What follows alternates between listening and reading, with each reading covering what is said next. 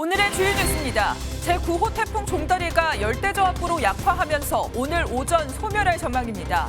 하지만 남은 비구름의 영향으로 수도권을 중심으로 최대 100mm 이상의 많은 비가 내리겠습니다. 한 차례 연기됐던 여야 대표 회담 의제 조율을 위한 실무 협상이 오늘 열립니다. 회담 전체 생중계를 놓고 신경전을 벌인 양측이 어떤 방식으로 조율할지 관심입니다. 어젯밤 서울 중랑구의 아파트 흡연장에서 20대 남성이 이웃 주민인 70대 남성을 폭행해 숨지게 하는 사건이 발생했습니다. 경찰은 이 남성을 체포해 범행 동기 등을 조사하고 있습니다. 미국 민주당 전당대회 이틀째인 오늘 오바마 부부가 연설에 나섭니다. 제3후보인 로버트 케네디 주니어는 출마를 포기하고 트럼프 전 대통령 지지를 선언할 가능성이 제기됩니다. 올 2분기 가계빚이 역대 최대를 기록하면서 금융당국이 수도권 주택담보대출 한도를 대폭 축소하며 돈줄 죄기에 나섰습니다. 향후 한국은행이 금리를 인하하면 집값 상승세가 잡히지 않을 수 있다는 우려에 추가 대책도 시사했습니다. 시청자 여러분 안녕하십니까? 오늘은 태풍 소식부터 바로 전해드리겠습니다. 제9호 태풍 종다리는 세력이 약해지면서 오늘 오전 소멸할 것으로 보입니다. 하지만 남은 비구름의 영향으로 수도권엔 최대 100mm 이상의 많은 비가 내릴 것으로 전망되는데요. 잠수교에 나가 있는 저희 취재기자 연결해 보겠습니다. 최민성 기자, 지금 서울에도 비가 오고 있습니까?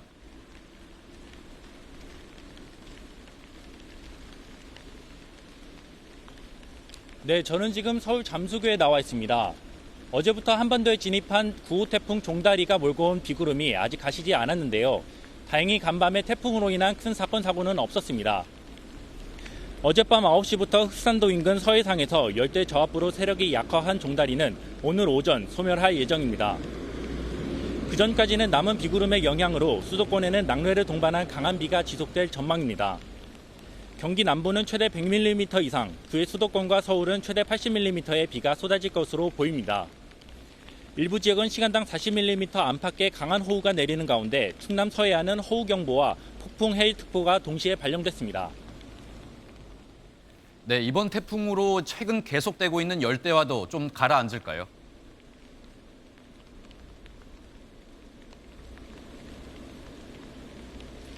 네, 서울은 사상 처음 한 달 연속으로 열대야가 지속되면서 신기록을 갈아치웠습니다.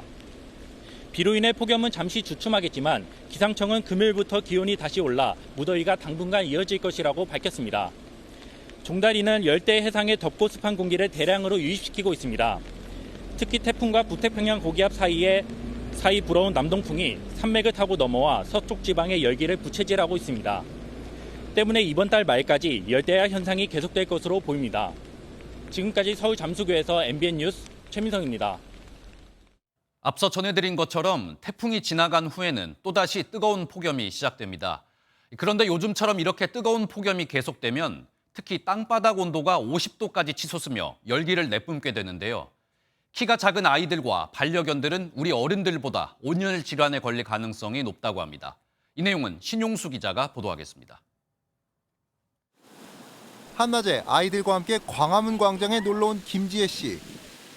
분수에서 물놀이를 하는 아이들의 모습에 기분이 좋다가도 찜통 더위에 걱정이 앞섭니다. 네, 구름이 있을 때는 괜찮은데 구름이 없을 때는 너무 뜨거워서 모자 씌고 선크림 바르고 하면서 키가 작은 영유아는 지면에 가까워 상대적으로 더위에 더 노출될 수 있습니다. 어제 오후 1시 40분쯤 노면 온도를 측정한 결과는 48도. 비슷한 시각 기온을 쟀을 때보다 약 10도 높았습니다. 19일도 서울의 지면 온도는 오전 11시부터 5시간 동안 40도를 넘겼습니다. 오후 1시에는 최대 53도로 기온과 20도 가까이 차이 났습니다.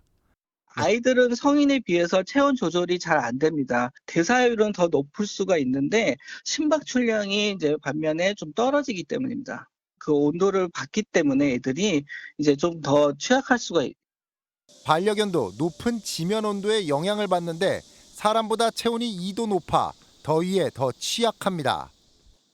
땀샘이 부족해서 열을 발산하기가 힘들어서 더위에 더 약하게 생활하게 됩니다. 사람은 신발을 신고 다니지만 동물들은 신발을 신지 않기 때문에 바닥에 화상을 입는 경우가 많습니다.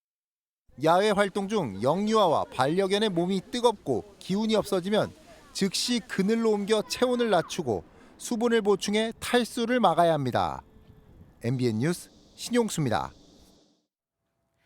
미국 시카고에서 열리는 민주당 전당대회가 이틀째 일정에 들어갔습니다. 미국 최초의 흑인 대통령 오바마 부부가 해리스 부통령에 대한 지지를 호소할 예정인데요. 워싱턴 특파원 연결해서 자세히 알아보겠습니다. 최중락 특파원, 오늘 민주당 전당대회 최대 관심은 오바마 부부의 연설에 쏠렸다고요. 네, 민주당 전당대회가 열리는 시카고가 바로 오바마 전 대통령의 정치적 고향이어서 현장의 반응 예상보다 더욱 뜨거울 전망입니다. 오바마 전 대통령의 연설은 열정적이고 설득력이 크다 이런 평가를 받고 있는데 연설 전에 한번 직접 들어보시겠습니다. And to summon what is best in us to elect Hillary Clinton as the next president. 네, 오바마 전 대통령은 잠재적 대권 주자로 거론되는 부인 미셸과도 나란히 연단에 오릅니다. 특히 오바마 전 대통령은 바이든 대통령의 후보 하차에 결정적 영향을 미치는 등 민주당의 막후 실세라는 평가를 받고 있습니다. 따라서 말씀하신 대로 최초의 흑인 대통령으로서 최초의 흑인 여성 대통령에 도전하는 해리스 지지에 어떤 강력한 메시지를 내놓을지 오늘 최대 관심입니다. 네, 어제 해리스 부통령이 바이든 대통령의 연설을 끝까지 들으면서 전당대회장을 지켰었는데요. 오늘도 모습을 보이는 건가요? 해리스 부통령은 시카고 전당대회장에 어제 깜짝 등장하면서 그야말로 열기를 최고조로 끌어올렸었습니다. 오늘은 위스콘신 밀워키에서 월드 부통령 후보와 동반 유세를 벌일 예정이어서 전당대회장은 참석하지 않을 것으로 보입니다. 어제 전당대회 첫날은 바이든 대통령이 눈물까지 보이며 횃불을 해리스 부통령에게 건네는 자리였습니다. 민주당 전당대회 준비위원회 측은 둘째 날부터, 그러니까 오늘부터는 본격적으로 미래를 향한 통합의 장이 될 것이다. 이렇게 설명했습니다.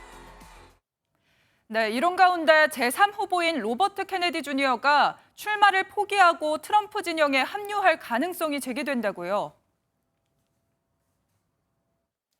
네, 무소속 출마를 준비 중인 로버트 케네디 주니어의 런닝메이트인 부통령 후보입니다. 니콜 셰너헨의 발언입니다. 셰너헨은 한 팟캐스트 인터뷰에서 두 개의 선택지가 있다. 하나는 선거운동을 계속하는 것이고 또 다른 선택지는 대선 출마를 접고 트럼프에 가세하는 것이라고 밝혔습니다. 최근 여론조사에서 해리스와 트럼프가 초박빙이기 때문에 케네디 주니어가 중도에 하차하면 그 지지 표심 향방이 변수가 될지도 주목됩니다. 지금까지 워싱턴에서 전해드렸습니다. 오늘 하루 중요한 일정을 소개해드리는 굿모닝 오늘입니다. 어떤 일정이 있는지 함께 살펴보겠습니다. 국민의힘 한동훈 대표와 더불어민주당 이재명 대표의 회담 형식과 의제 설정 등을 논의하는 양당 대표 비서실장 간의 실무 협상이 오늘 열립니다. 실무 협상은 당초 어제 오후 예정됐다가 양측이 회담 전체 공개 여부 등을 두고 이견을 보여 오늘로 미뤄졌습니다. 박단 대한전공의협의회 비대위원장이 경찰에 출석해 참고인 조사를 받습니다. 대한의사협회 전현직 간부들이 전공의들의 집단 사직을 부추긴 혐의 등을 수사 중인 경찰은 입건 간부들의 혐의 입증 차원에서 참고인 조사를 진행하는 걸로 전해졌습니다. 보건당국이 세계보건기구의 국제공중보건 위기 상황 선포에 따라 오늘부터 엠폭스를 검역 감염병으로 다시 지정하고 최근 아프리카 내 발생국가 위주로 검역을 강화합니다. 검역 관리 지역은 콩고 민주공화국을 비롯해 총 8개국이며 해당 국가 방문 후 발진 등 엠폭스 의심 증상이 있는 입국자는 입국 시 검역관에게 신고를 해야 합니다. 지금까지 굿모닝 오늘이었습니다. 김형석 독립기념관장의 역사관 논란으로 올해 광복절 기념식은 사상 처음 둘로 나뉘어져 진행됐습니다. 국가보훈부는 광복회가 정치적 중립 의무를 어겼는지 살펴보고 있는데요. 광복회가 따로 치른 기념식에서 나온 일부 발언에 문제를 제기하고 있습니다. 김지영 기자입니다. 국가보훈부가 정치적 중립 위반 여부를 검토하는 건 광복회 주최 기념식에서 나온 대통령 관련 발언입니다. 친일 편향의 국정 기조를 내려놓고 국민을 위해 옳은 길을 선택하십시오. 그럴 생각이 없다면 대통령직에서 물러나십시오. 보훈부는 이 발언을 포함해 당시 행사 전체에 대해 정치적 중립 의무를 지켰는지 살펴보는 감사전 조사에 착수했습니다. 보훈부 산하인 광복회는 정부로부터 연간 32억 원을 지원받는 단체로 정관상 특정 정당이나 후보자를 지지 또는 반대하는 정치 행위를 금지하고 있습니다. 보훈부는 사실관계를 확인하는 내부 검토 수준이라며 확대 해석을 경계했습니다. 민주당은 정부의 인사 시스템을 감사해야 한다며 광복회에 대한 압박이라고 비판했습니다. 식민사관을 주장하는 사람을 독립기념관장에 임명해 놓고 반발하는 광복회를 압박하려고 합니까? 이종창 광복회장은 입장문을 통해 광복회는 보수도 진보도 아니다라며 정치적이라고 매도하는 것 자체가 정치적이라고 밝혔습니다. MBN 뉴스 김지영입니다. 한편 국회에선 마약 밀반임을 세관 직원들이 도왔다는 사건 수사에 외압이 있었는지를 밝히는 청문회가 열렸습니다. 대통령실이 외압을 행사했다는 의혹에 대해 핵심 증거 없이 정반대의 주장이 나오면서 청문회는 겉돌기만 했습니다.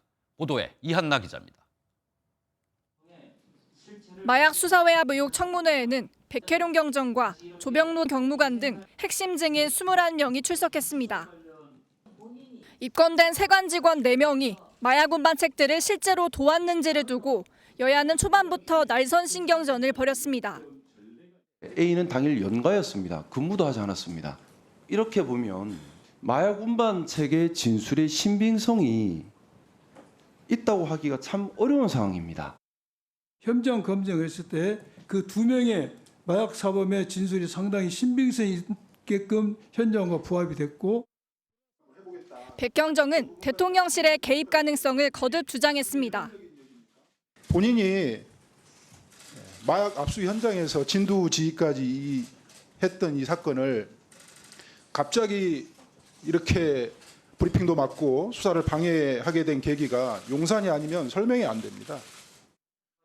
하지만 CCTV 영상 등 핵심 증거가 없는 탓에 진술 위주로만 공방이 계속되면서 청문회는 겉돌기 시작했습니다. 수사 과정에 외압이 있었는지 여부에 대해서도 이렇다 할 증거는 제시되지 않았습니다. 대통령실 관계자 요청이 있었습니까? 없었고 하나만 더 말씀드리겠습니다. 제가 사건을 관여하지 않았다는 것을 명확히 확인하고 있습니다. 입건된 인천공항 세관 직원 4명은 여전히 억울함을 호소하고 있습니다.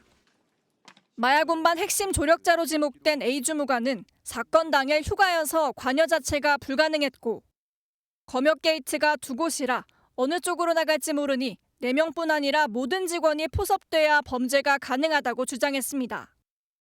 용산을 겨냥해 야당이 강행한 청문회에서 스모킹건이 나오지 않으면서 실익보다는 논란만 키웠다는 비판도 제기되고 있습니다. MBN 뉴스 이한나입니다. 22대 국회에서 처음으로 여당과 야당이 함께 만든 민생 법안이 탄생했습니다. 21대 국회에서 폐기됐던 전세 사기 특별법인데요. 여당과 야당이 서로 한 발씩 물러서면서 처음으로 협치 모델이 마련됐다는 평가입니다. 오랜만에 반가운 소식인데 자세한 내용은 유승호 기자가 전하겠습니다. 21대 국회에서 민주당이 강행 처리했지만 대통령의 거부권 행사로 폐기된 전세 사기 특별법 개정안이 여야 합의 처리 수순에 들어갔습니다. 쟁점 법안에 여야가 합의한 건 22대 국회 들어 처음입니다. 참으로 다행스럽게 생각합니다. 야당의 요구들을 계속해서 반영하고 보완하고 이런 과정을 통해서 오늘 합의할 수 있었습니다. 합의안엔 한국토지주택공사가 전세 사기 주택을 경매로 낙찰받아 발생한 경매 차익을 피해자에게 직접 지급하는 방안이 담겼습니다. 피해자 인정 요건인 전세 보증금 한도가 최대 7억 원으로 늘어나고 이중계약 피해자도 구제 대상에 포함됐습니다. 성구제 후 보상 방식을 고수했던 민주당이 피해 지원 범위를 확대하는 선에서 수용하기로 한 겁니다. 민주당 안을 고수하는 것이 자칫하면 거부권 절차 등으로 인해서 피해자들의 피해 구제를 더 지연시킬 수 있다라고 하는 판단하에 정부가 법안 실행 후 6개월마다 전세 사기 실태 조사를 하고 그 결과를 국회에 보고하는 방안도 포함됐습니다. 여야 대치 전국 속 이번 합의로 첫 협치 모델을 마련했다는 평가가 나오는 가운데 여야는 오는 28일 본회의에서 전세 사기 특별법을 처리한다는 방침입니다. MBN 뉴스 유승우입니다. 이렇게 민생 법안을 함께 만들어낸 여야지만 한동훈, 이재명 두 사람의 회담을 두고는 신경전이 벌어지고 있습니다. 서로 세 가지 의제를 내걸었는데 조율 과정에서 이 실무 회동이 갑자기 하루 미뤄졌습니다. 두 사람의 회담을 생중계하자는 국민의힘의 방식에도 민주당은 거부감을 보이고 있습니다. 이 소식은 최돈희 기자가 보도하겠습니다. 민주당은 회담 의제로 25만 원 지원금법을 골자로 한 민생정책과 최혜병 특검법, 지구당 부활 세 가지를 제시했습니다.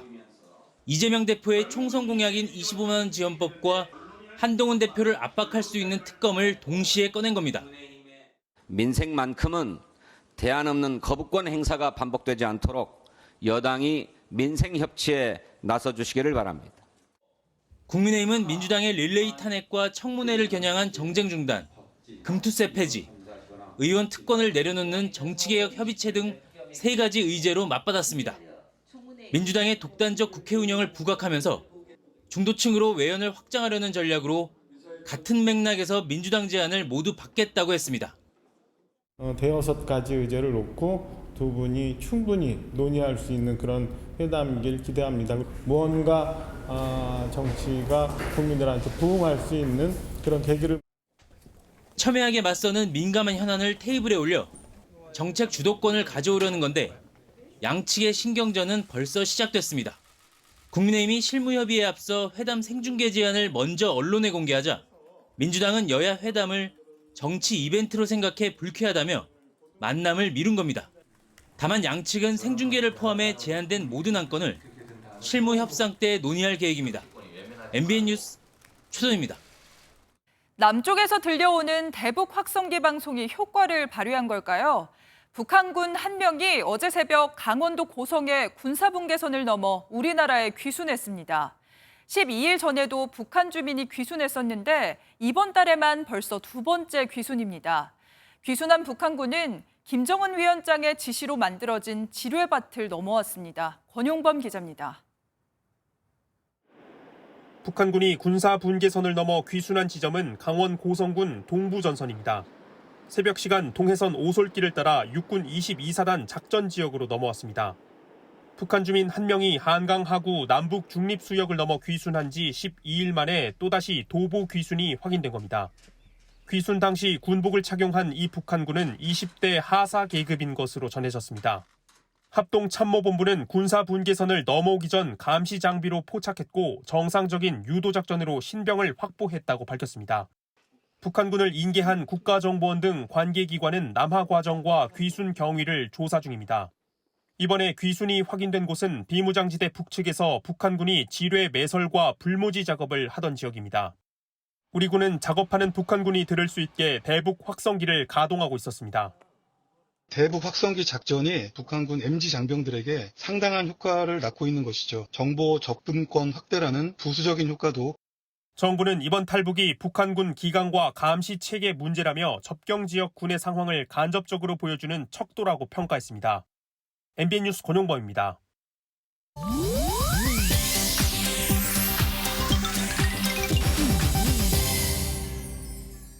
인터넷에선 어떤 소식들이 화제일까요? 인터넷 와글와글입니다.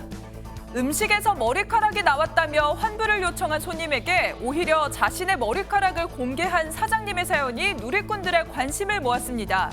온라인 커뮤니티에 돈가스 가게를 운영한다고 밝힌 업주는 최근 배달앱으로부터 음식에서 머리카락이 나왔다는 환불 요청을 받았지만 당당히 거절했다고 하는데요.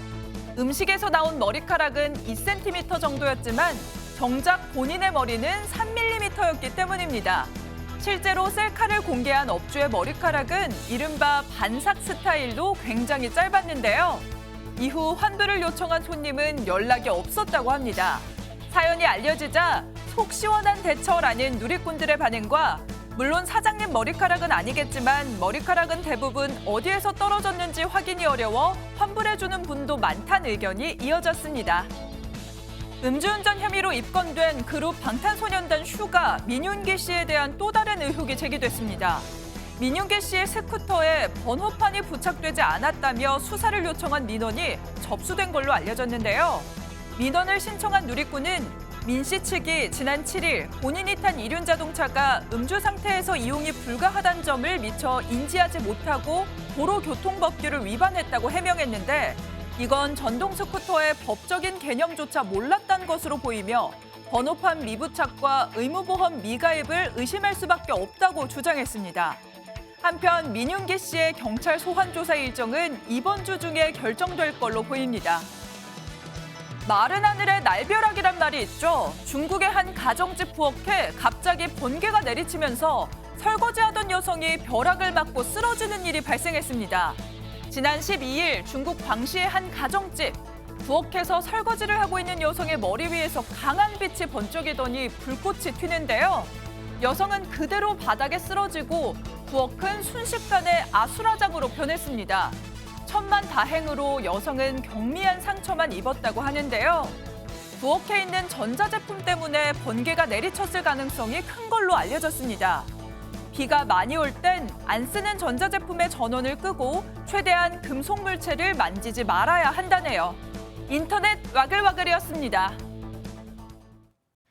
경기도 안산에서 학교에 가던 여중생이 고등학생에게 폭행을 당했다는 소식 전해드렸었는데요. 이 고등학생이 결국 구속됐습니다. 이번 사건을 스토킹 범죄로 보고 있는 경찰은 고등학생의 정확한 범행 동기를 조사하고 있습니다. 보도에 윤기란 기자입니다. 스토킹하던 여중생에게 둔기와 흉기를 휘두른 고교생이 영장실질 심사를 받으러 법원에 나타납니다. 취재진의 질문에 가해 학생은 계획한 범행이었다고 말했습니다. 살해할 의도로 찾아가신 겁니까? 네. 범행은 사전에 계획하신 건가요? 맞기는 한데 그 순간은 우발적이었습니다. 경찰은 가해 학생이 피해 학생을 스토킹하다가 범행을 저지른 걸로 봤습니다. 체포된 이후 가해 학생은 한결같이 피해 학생을 짝사랑했는데 만나주지 않아서 범행했다고 진술했습니다. 법원은 도망할 우려가 있고 소년으로서 구속해야 할 부득이한 사유가 있다며 가해 학생에 대한 구속영장을 발부했습니다. 가해 학생이 정신병원에서 퇴원한 사실을 뒤늦게 확인한 경찰은 보름 뒤에야 전화로만 상태를 점검했고 그 일주일 뒤 이 같은 사건이 벌어졌습니다. 경찰은 가해 학생을 상대로 구체적인 범행 경위를 조사하고 사건을 검찰에 넘기기로 했습니다. 피해 학생은 다행히 상태가 좋아져 일반 병동으로 옮겨졌습니다. MBN 뉴스 윤기란입니다. 지난 17일부터 어린이집과 학교 주변의 금연구역이 30m로 확대된 사실 시청자 여러분 알고 계십니까? 우리 아이들이 있는 곳에선 적어도 최소 30m는 떨어져 담배를 피우란 뜻인데 제대로 지키는 사람도 단속하는 사람도 찾아보기 어려웠습니다. 손성민 기자가 현장 취재했습니다. 서울 중구의 한 건물 근처에서 회사원 10여 명이 담배를 피우고 있습니다. 담벼락이 금연구역인 고등학교 건물과 맞닿아 있지만 개의치 않는 모습입니다. 지나칠 때마다 아이가 항상 코를 막거나 막 숨을 참거나 이런 식으로 표현하고 있었거든요. 고등학교 담벼락에 금연 안내 현수막이 붙어 있지만 바로 앞에서 버젓이 담배를 피우는 사람들 탓에 흡연장이 되어버렸습니다. 다른 지역의 한 초등학교에도 시설 30m 안쪽에선 금연이란 현수막이 붙어 있지만 태연하게 담뱃불을 붙입니다. 학교라는 게 도대체 어떤 위치를 얘기하는 거예요? 경계석이면 이거 같은데? 이게 법이에요? 조례예요? 뭐예요? 지난 17일부터 어린이집과 유치원, 초중고등학교 주변의 금연구역이 반경 10m에서 30m로 확대 변경됐습니다. 금연구역 내에서 흡연 행위가 적발되면 10만 원의 과태료가 부과되는데 단속하는 사람도 제대로 아는 시민도 찾아보기 어려웠습니다. 뉴스 잘 안 보니까 30m? 전에는 뭐 10m? 그런 규정이었잖아요. 처음 듣는 거예요. 실행력이 담보되지 않은 정책이나 법은 의미가 없거든요. 현재로서는 이 30m라고 하는 이 숫자가 큰 혼란을 야기할 수밖에 없는 상황입니다. 서울시는 홍보를 보다 철저히 하겠다며 구청의 단속 활동도 더욱 지원하겠다고 밝혔습니다. MBN 뉴스 손성민입니다. 오빠들과 밖에 놀러 나온 4살짜리 여자아이가 그만 길을 잃어버렸습니다.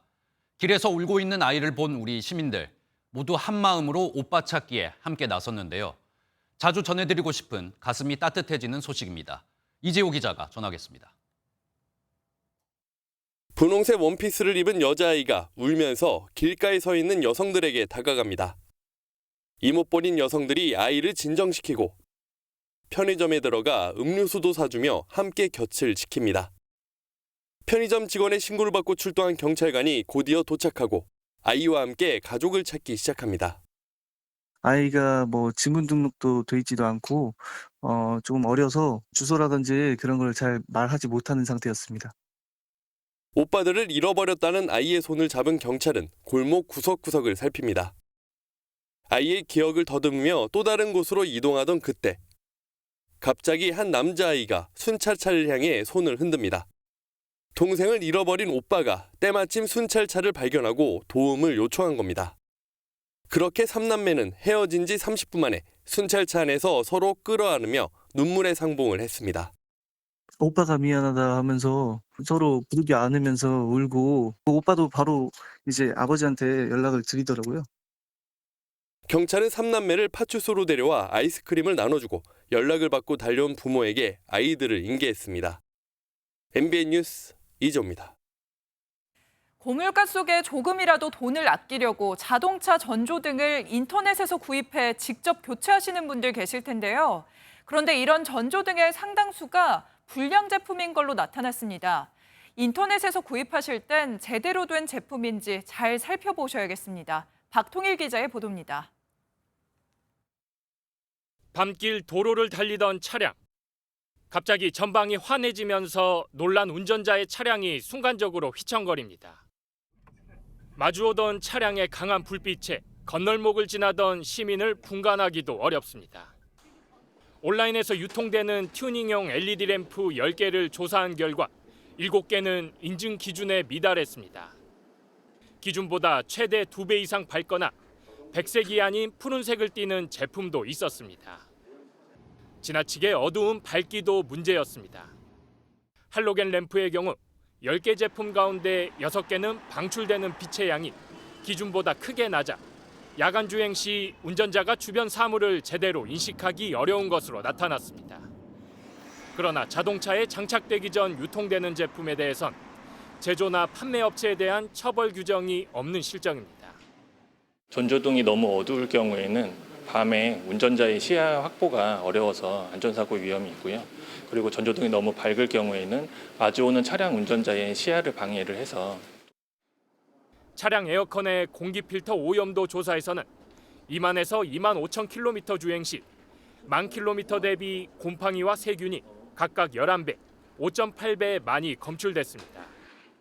주행거리나 사용기간이 늘어날수록 오염도가 커지는 만큼 1만 킬로미터 주행마다 필터를 주기적으로 교체하는 것이 좋다고 소비자원은 당부합니다. MBN 뉴스 박통일입니다. 사상 초유의 한 달짜리 열대야가 이어지면서 우리의 여름밤 모습도 크게 변하고 있습니다. 선선한 밤이 사라지자 시민들은 밤에도 실내로 몰려들고 있는데요.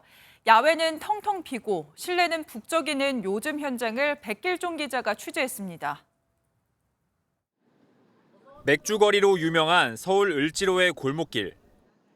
젊은이들로 한창 붐빌 시간인 밤 9시가 지났지만 임시 테이블이 깔리던 이른바 야장 자리에는 손님을 찾아보기 어렵습니다. 밤에도 계속되는 무더위에 그냥 테이블을 치워버리는 곳도 많습니다. 날이 좋으면 야장을 즐기려는 손님들로 장사진을 치는 골목길이지만 밤에도 더운 날씨가 계속되면서 손님들의 발걸음도 뚝 끊겼습니다. 점주들은 날씨가 원망스럽기만 합니다. 한 7월 중순부터 안 간 것 같은데요. 원하시면 깔아드리고 있어요. 더워도. 근데 지금은 전혀 깔지 못하고 있네요. 매출에 영향도 많이 있네요. 한 50%에서 60%. 무더위 속에 실내 관람을 택한 프로야구 관중들의 응원이 극장가에 울려 퍼지기도 합니다. 분들을 굉장히 잘 풀어줬어요. 예. 이구째는 볼입니다. 원앤원. 팬들은 경기장에선 선풍기를 틀어놔도 더워서 극장을 찾아왔다고 입을 모읍니다. 야구장 갔을 때는 평소에는 이제 저녁에는 좀 선선해져야 되는데 이제 요즘 날씨는 너무 더워가지고 이제 좀 시원한 곳을 찾다 보니까. 퇴근 후 운동하려는 직장인들도 실내 러닝장을 찾는 경우가 늘었습니다. 요즘은 아무래도 20분 이상 뛰기 쉽지가 않더라고요. 아무래도 실내에서 이제 러닝하니까 그래도 시원한 환경에서 아무래도 제 페이스대로 이제 뛸 수 있는 게 가장. 가을이 목전에 다가왔지만 최장기간 열대야로 한여름과 같은 모습이 계속되고 있습니다. MBN 뉴스 백길종입니다. 케냐에서 여성 42명을 연쇄 살해한 혐의를 받고 있는 용의자가 수감 중 도주한 사실이 전해졌습니다. 아침 일찍 감방에 쇠창살을 끊고 도주했는데요. 함께 수감돼 있던 불법 체류자 12명과 함께 탈출한 걸로 확인됐습니다. 최희지 기자가 보도합니다.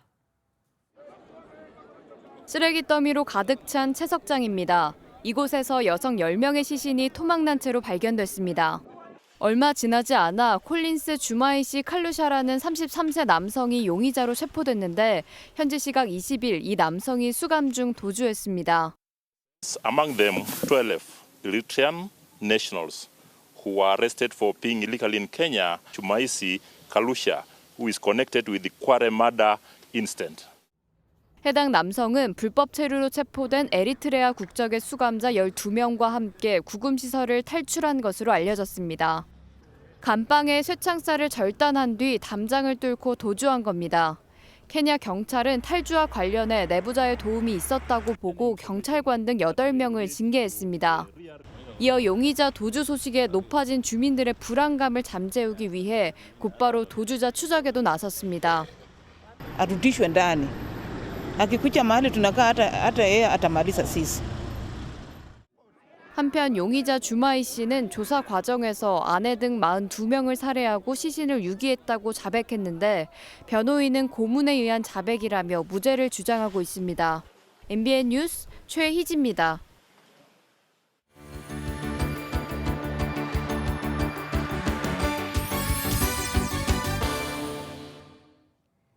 굿모닝 월드입니다. 그제 밤하늘에 뜬 달 보셨나요? 밝고 커다란 보름달이 어두운 밤하늘을 한가득 품어 안았는데요. 포르투갈에서 바라본 달의 모습도 함께 마주해 보려고 합니다. 화면 함께 보시죠.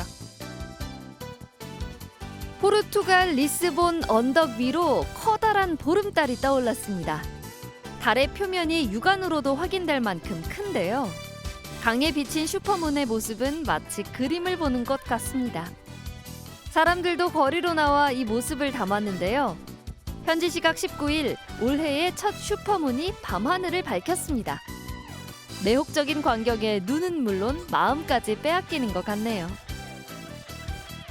기계에서 동전들이 마구 쏟아져 나옵니다. 영국 찰스 3세 국왕의 초상에 새겨진 동전이 이번 주부터 유통되기 시작하는데요. 유통 준비 과정 모습을 영상으로 함께 보시죠. 기계에서 쉴 새 없이 동전들이 쏟아져 나옵니다. 동전에 새겨진 건 찰스 3세 국왕의 초상인데요. 찰스 3세 국왕의 초상이 새겨진 1파운드 동전이 최초로 영국 전역에 유통될 예정입니다. 영국 조폐국은 동전 유통을 기념해 제작 영상을 공개했습니다. 이번 주부터 우체국과 은행을 통해 약 300만 개의 동전이 유통될 예정이라고 합니다. 폭염이 기승을 부리고 있지만 흐르는 시간을 막을 순 없죠. 어느새 수확이 계절이 한 달 앞으로 다가왔는데 쌀농사 풍년에도 정작 농민들은 걱정에 빠졌습니다. 우리나라의 쌀 소비가 줄어 재고만 쌓이면서 쌀 한 가마 값이 4만 원이나 떨어졌다고 합니다. 이승훈 기자가 취재했습니다.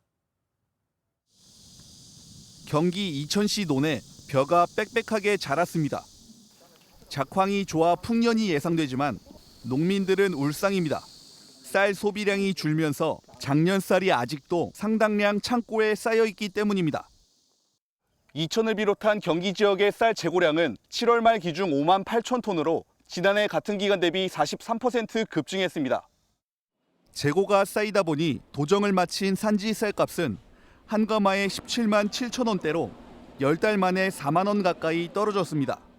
올해 쌀값이 대우를 못 받죠. 그러니까 이제 수입도 줄고 비용은 높고, 그래서 정말 주변에서 농사 짓는 분들이 겸업 아니면 다른 업으로. 올해 농사 지은 쌀값도 하락이 예상되면서 일부 농민들은 아예 논을 갈아엎기도 했습니다. 정부는 햅쌀 40만 톤에 더해 지난해 수확한 쌀 5만 톤까지 모두 45만 톤을 매입하기로 하는 등 다음 달 초 서둘러 대책을 내놓기로 했습니다. 아울러 농협중앙회와 함께 쌀 소비 촉진도 적극 나서고 있습니다. 우리 쌀이 제 일상을 찾을 수 있도록 농협은 전 국민 아침밥 먹기 등 대대적인 쌀 소비 촉진 운동을 펼치고, 대통령이 거부권을 행사한 양곡법을 민주당이 다시 발의할 것으로 알려진 가운데 언제까지 세금으로 남는 쌀을 수매해야 하는지에 대한 논란도 다시 커지고 있습니다. MBN 뉴스 이승훈입니다. 서울의 아파트 값이 치솟으면서 올해 2분기 가계비 또 역대 최대치를 기록하고 있습니다. 은행들이 금리를 계속 올려도 지금이라도 집을 사려는 대출을 막지 못한 건데요. 결국 금융당국이 나서 다음 달부터 수도권의 아파트 대출 한도를 크게 줄이기로 했습니다. 김태영 기자가 자세히 전해드립니다. 5개 시중은행이 한 달 새 20차례 넘게 주택담보대출 금리를 올렸지만 이를 비웃듯 2분기 가계빚은 1,896조 2천억 원으로 1분기 말보다 13조 8천억 원이나 늘었습니다. 2002년 관련 통계 발표 이후 역대 최대치입니다. 특히 주담대가 16조 원이나 늘었습니다. 주택담보대출이 수도권을 중심으로 주택매매 거래가 증가한 영향으로 증가폭이 확대되었고, 가계빚 관리에 비상이 걸리자 결국 정부는 다음 달 시행하는 스트레스 DSR 2단계에서 수도권 주택대출 한도를 대폭 강화하기로 했습니다. 소득에 따른 대출 한도를 정할 때 0.75%포인트의 가산 금리를 부과하되 수도권은 1.2%포인트로 더 높인 겁니다. 이에 따라 수도권에서 5천만 원 연봉자가 4.5% 변동금리로 대출받을 때 지금까진 3억 2,900만 원을 빌릴 수 있었지만 9월부턴 4,200만 원이 줄어듭니다. 연봉 1억 원이면 8,400만 원 정도 대출 가능 금액이 줄어듭니다. 정부는 이렇게 해도 가계부채가 잡히지 않는다면 더 강한 규제 카드를 내놓겠다는 입장입니다. 필요하다고 판단될 경우 DSR 적용 범위를 확대하고 은행권 주택담보대출 위험가중치 상향 등의 추가 조치도 검토하겠습니다. 하지만 미국에 이어 한국은행도 금리 인하를 눈앞에 두고 있어 집에 대한 대출 수요를 억누를 수 있을지 우려하는 목소리도 큽니다. MBN 뉴스 김태형입니다.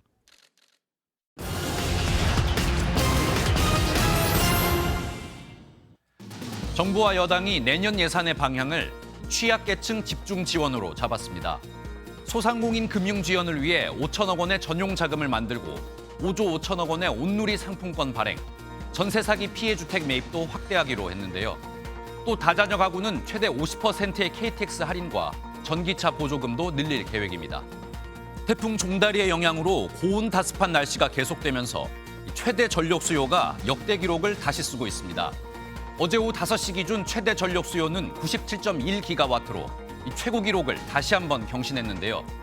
덥고 습한 날씨에 이번 주까진 많은 전력 수요가 예상됩니다.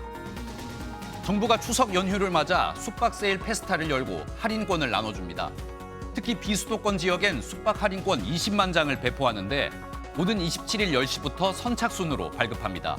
이번 할인권은 다음 달 9일부터 10월 13일까지 우리나라 호텔과 콘도 등 숙박시설에서 사용이 가능합니다. 지금까지 굿모닝 경제였습니다. 우리나라 여자 프로농구의 차세대 스타를 뽑는 신인 드래프트가 열렸습니다. 드래프트 전체 1순위의 영예는 제1교포 4세 홍유순이 얻었는데요. 일본 국적의 선수 오카쿠치 레이리가 나란히 프로 입단에 성공하면서 함께 코리안 드림을 이뤘습니다. 신인 드래프트 현장에 이규현 기자가 다녀왔습니다. 체육관에 모인 선수들이 두 팔을 옆으로 쭉 뻗고 온 힘을 다해 전력 질주를 합니다. 여자 농구 신인 드래프트에 참가한 선수들이 운동 능력 측정에 임하는 모습입니다. 일본에서 3대3 전문 선수로 활약하다 한국 프로의 문을 두드린 제일교포 홍유수는 전체 1순위로 신한은행의 품에 안겼습니다. 너무 기뻐서요. 국가대표가 될 수 있으면 좋겠다고 생각합니다. 앞으로 언니들 따라서 훈련 열심히 하겠습니다. 일본인 아버지와 제일교포 어머니 사이에서 태어난 오카쿠치 레이리는 KB 입단에 성공하며 또 다른 코리안 드림을 이뤘습니다. 일본보다 한국이 더 피지컬이 좋은 뭔가 농구 스타일인 것 같아서 뭔가 열심히 하면서 또 자기 스타일을 보여줄 수 있게. 하나, 둘, 셋. 파이팅! 올해 신인 드래프트는 28명의 선수가 참가해 12명이 프로의 부름을 받았습니다. MBN 뉴스 이규현입니다. 9호 태풍 종다리는 어젯밤 9시쯤 흑산도 부근에서 열대저하부로 약화됐습니다. 이 열대저하부는 서해안을 따라 북상하다가 오전 9시 무렵에는 소멸하겠습니다. 태풍은 열대저하부로 약해졌지만 많은 양의 수증기를 몰고 와 전국 곳곳에 비를 뿌리고 있습니다. 특히 경기도 김포와 충남 홍성에는 시간당 40에서 60mm 안팎의 강한 비가 집중되고 있습니다. 이에 따라 경기 서부와 충남 북부에는 호우경보가 발효 중이고요. 그 밖에 서울을 비롯한 수도권과 충남, 강원과 경남 남해안에도 호우주의보가 내려져 있습니다.